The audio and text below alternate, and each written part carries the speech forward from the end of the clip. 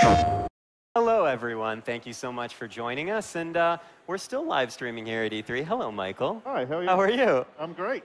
This is a special treat for me because you are here. You are from Monolith Productions. You're the design director there. And you are showing off Middle-earth, Shadow of Mordor. I almost got the title wrong. I'm sorry. Middle-earth, Shadow of Mordor. It's coming to PS4. And do you wanna kick off this footage that we're looking at, or maybe give us a little background about the game first? Sure. All right. So Shadow of Mordor, it's an open-world, third-person action game set entirely behind enemy lines in Mordor. All right. Awesome. Taking place in between Hobbit and Lord of the Rings. So after his defeat in The Hobbit, Sauron's return, he's come home to Mordor. Spoilers, dude. Come on. Sorry, it's only a movie spoiler. It's not a spoiler. Everyone needs to walk away. The movie's a ruin. Good. So he's come back, and you play Talion, a ranger of Gondor who was stationed at the Black Gate on the frontiers of Mordor when Sauron returned. Which is safe. It's a safe area. There's no harm will befall him, right? It has been safe for about 2,000 years. Okay. On the night Sauron comes home, all of that changes. Okay. The rangers are slaughtered, Talion's family is killed, indeed he dies, but Sauron's return also awakens an ancient spirit of vengeance, and that's something we're really excited to get more into the lore, because this spirit has a very close relationship with Sauron and with the history of Middle-earth. Okay, and that's a secret. The identity of the Wraith is a secret. Don't tell us. It's going to be awesome. No more spoilers. But this spirit resurrects Talion, and then together they pursue the Dark Lord behind enemy lines. Okay. And that's where we find ourselves here.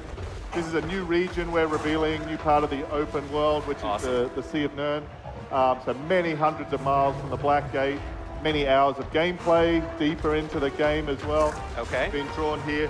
And this is a much more lush, rich, fertile part of Mordor, so very different to what people have probably seen. Yeah, it's totally not what you'd be expecting from, you'd expect the barren, the deserted, the dark, but this is, Sauron has to feed these vast armies he's going to build. So slaves are going to till these fields, they're going to farm these fields, fish these seas, and this is how he's going to sustain his forces, so that makes it the perfect place to get behind enemy lines and really disrupt his plans for building his army. And actually, this is something else we're showing you here as well. Big part of our game, because of the power of the Wraith, you can dominate, bend your enemies to your will, use fear against them, but you can also dominate the beasts of Mordor. So this guy's a Graug. It's one of the alpha predators of Mordor, sort of massive monster, eats trolls for breakfast. So Mordor literally eats them? Literally eats trolls for breakfast. And so he's one of these beasts that you're able to bend to your will and really take the fight to your enemies as you build your army behind enemy lines. Awesome. And the control, the domination that Talion asserts over the Mordor forces, I mean, that plays a central role in everything, not only narrative, but also in gameplay, also in strategy, right? I mean, there's a bit of a mind game behind, like, who you're taking over and how you get to Sauron. Yep.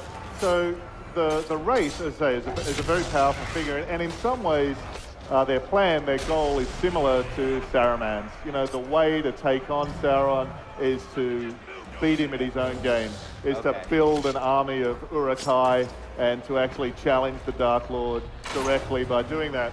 So the Wraith sort of has something in common there. Okay. And in the same way, you've been drawn into the Sea of Nirn by this new character we're introducing, Queen Marwen. She's the leader of the remnants of the Gondorians forces that settled there millennia before, and she holds the key to revealing some of the secrets of the power of the Wraith, but also increasing that power so you really can do so much more than just hunting and killing your enemies. You can actually bend them to your will, build your own army behind enemy lines. Cool. I mean, there's some stealth elements to this game as well. It's not just all about upfront action, right? Yeah, I mean, and that's something we put a lot into. It's a real focus. We wanted to make kind of a next-gen living world, like a very dynamic ecosystem. So these monsters running around are part of that, but it also feeds into our core gameplay. So we've got our melee combat, but it bleeds really seamlessly into stealth. So you can enter a fight out of stealth, do a brutal stealth kill that ups your hit counter, lets you lead straight into a combo attack, which leads into range, which lets you leap on one of these monsters and flee out of it. So just, constantly able to be surprised, and new things can happen, things you haven't seen before. And of course, that then works with the Nemesis system because the enemies themselves get surprised by what's happening and react to these surprises in the environment. So, you know, I really want to make a world where players create their own stories. But secondly, where it is a living world, so that means by changing things, by crafting your own enemies, by making your own stories, that really can ripple out and influence the world.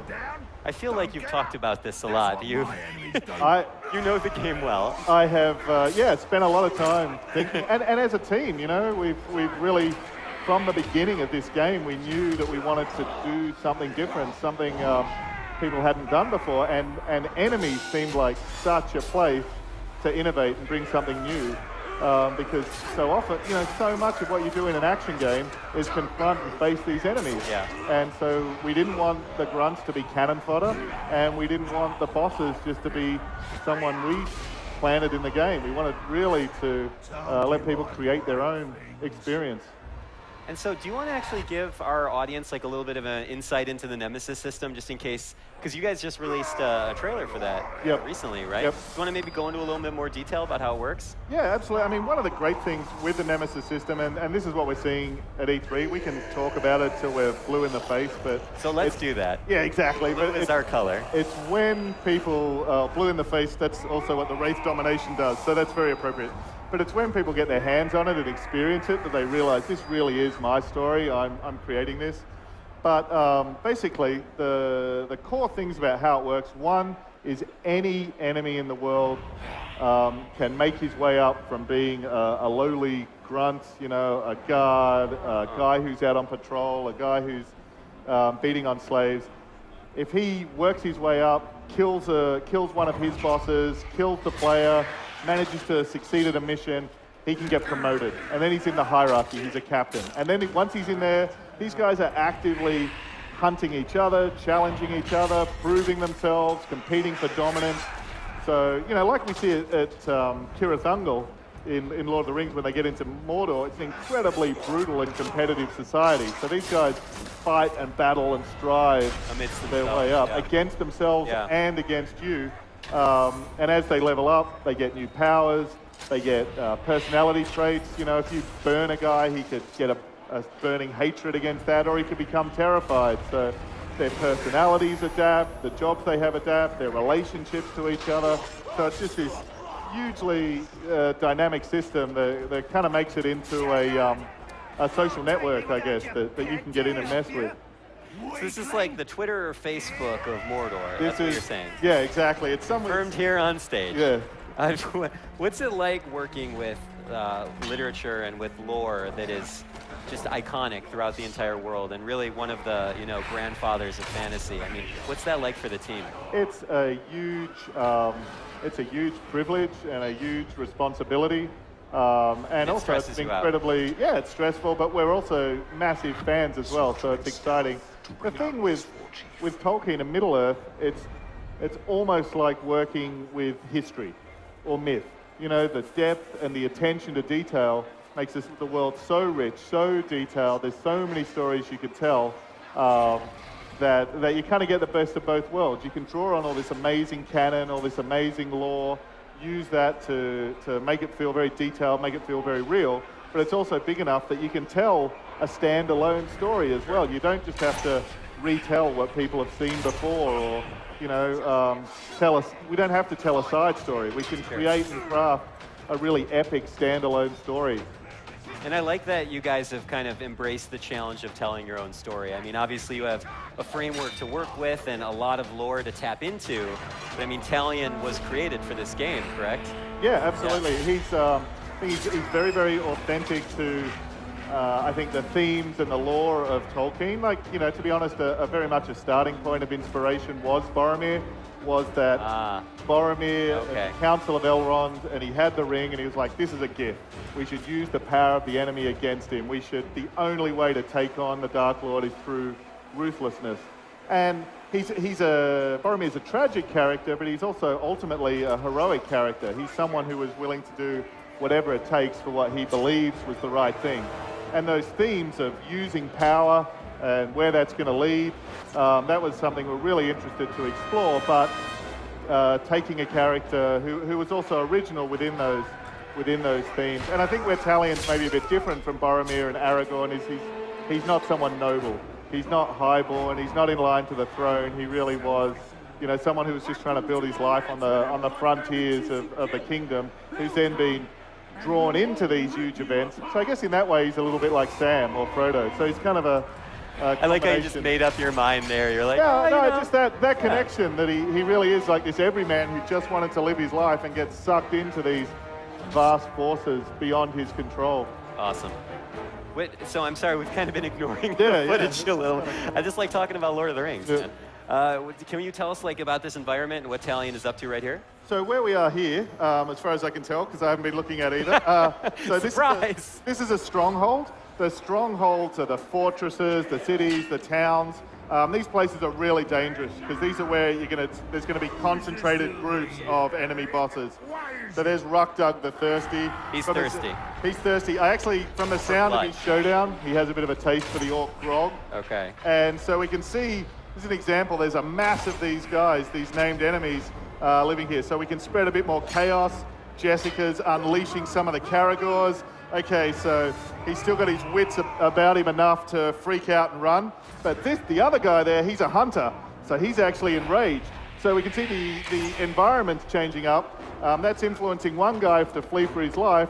Another guy's actually going to fight harder. So you can create all this chaos in the environment, and there's a lot of different ways that can obviously play out. But then, however these guys survive, so if he gets enraged because he's seen the Caragor, manages to take you down, he's going to remember that, be more powerful next time. The guy who flees and runs, he's still going to live to fight another day. He's going to remember that and call it out as well. So, you know, you're really the rock that's getting dropped into the pond where the sort of ripples are really going out and shaping how this place is going to evolve. How does the team keep track of so much? Like, how do they keep track of so much information? I mean, I feel like all these characters are being uniquely affected in different ways at different times, and then as you say, they might go on and fight another day. One might run and get eaten by a giant monster. I mean, how do you approach kind of keeping track of all that and cataloging all that? I mean, that's all kind of dynamic information. It's dynamic, it's huge. And it is huge, and it was kind of probably insanely ambitious, and I don't know if we would have taken it on if we knew how insane it was at the start. But I think the interesting thing is creating the systems was one thing, and you know, everyone did an amazing job on building those foundations. But what the systems give you is just randomness, and that can be cool or not. What was really amazing is the process of editing, getting the writing in, getting the specific roles, getting the actual showdowns, you know, mapping the traits. So although it's dynamic, it's not just totally random. We really are crafting guys who actually are characters, who have personalities, who have memories, who are kind of memorable. And so that kind of second half of the process of refining and editing and testing, that was where the kind of magic came out, I guess. That awesome. you know, we're really, really proud of it, to be honest. Fantastic. Well, as you should be. Because that sounds like just 4,000 Excel documents with tons of orc names in it. And that would freak me out. Just every single part, the animation was a huge challenge. The character art's a huge challenge. The writing's a huge challenge. The game balance is a huge challenge. The system of the living world, the level design. So every one of them individually is hard, but then the work the team did to actually coordinate and synchronize putting all of those separate things together was just you know, amazing. Just an amazing team effort. Absolutely. Can you describe what we're seeing here? So this is interesting. I'm not sure what happened just previous to this. If it was, I was distracting a mission, or if Jessica actually got killed. But so these guys are actually conducting missions. They're living in the world. Okay, that's an execution. This guy, the Fearless, he's an executioner. His mission was accomplished. He's going to level up, grow in power. That was the guy we saw who survived and lived to fight another day from that previous battle. He lives and grows as a result. The dark he grows. So these guys actually, through going on missions, they're challenging each other, slaughtering each other, leveling up, getting new strengths and weaknesses, and also taking on jobs as bodyguards, or, you know, to the various war chiefs as well. So you know, one of the key parts of the loop of playing the game is gathering information, so getting the intel and learning the strengths and weaknesses of your target. So it's kind kind of two ways we've approached that. One, your enemies can be brutally tough. They can be really strong. And if you want a challenge, you want like the ultra hard mode, go headlong at them. It's going to be as challenging as you could hope for. But if you invest the time, gather the intel, learn their strengths and weaknesses, there's always a way to take them down as well. So, you know, it's really important to support that sort of different spectrum of how people want to be able to play as well. So it sounds like your design team kind of enabled a lot of different types of players to play this game. I mean, it's not really for one specific type of action or RPG fan. I mean, it kind of can be molded into a way that they want to play. Yeah, and that's the spectrum. And again, you know, that's a lot of just usability testing and a huge amount of feedback. But I think, you know, really at heart, we're an action game, so we really wanted to support that as the core pillar. Of course. We wanted to have it be challenging as well, because it's only meaningful to take down these nemesis enemies if they can be very powerful. So we needed to make them hard, but then we also wanted to reward people for, you know, gathering the information and playing and planning as well. So it really does, you know, support that spectrum of different ways people want to play. You want to talk about some of the combat system that we have? Oh yeah, so this is great. So this guy, he's a nemesis enemy, named enemy. He's been weakened. As a result, the wraith powers that you have let Jessica grab him, dominate, bend into her will, and then we have a whole bunch of choices.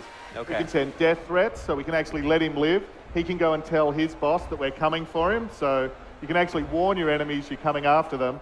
They'll train, they'll be prepared, they'll get even tougher, they'll hang around with a gang, be even more cautious, so you can actually make the fight even harder, but get better rewards and more legendary runes to upgrade your weapons when you take them down. You can kill them, you can command them. So in this case, this bodyguard can actually lead us to one of the war chiefs and create, so that will actually create a new mission within the open world. So it's almost a mission editor, but embedded into the gameplay and through the game systems, rather than kind of separated as a separate application.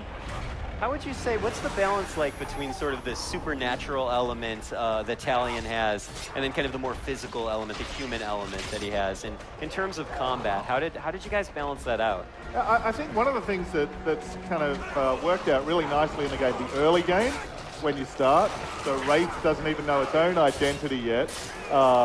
Then I think it starts out as a more purely physical game, more purely physical action game.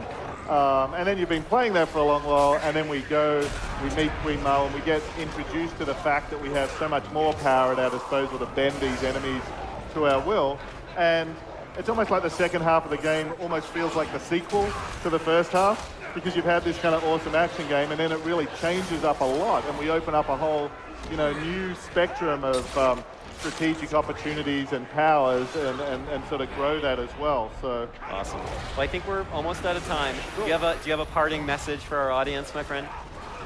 You know, I think the thing we're so excited about at E3, so excited to, you know, get to show people the game, is that every single time we show it, it's going to be different. Every single time anyone gets their hands on it, gets to play it, is going to be different. When they get to buy it, it's going to be different. So, you know, just always come back and check it out again, and really hope people enjoy it. All right, awesome. Michael, thank you so much for joining us. I am 122% excited about this game, so best of luck to you guys as you head towards launch. Middle-earth, Shadow of Mordor is coming to PS4 and PS3, or just... Yep. Okay, PS4 and PS3. Thank you so much again. Enjoy the rest of your... PlayStation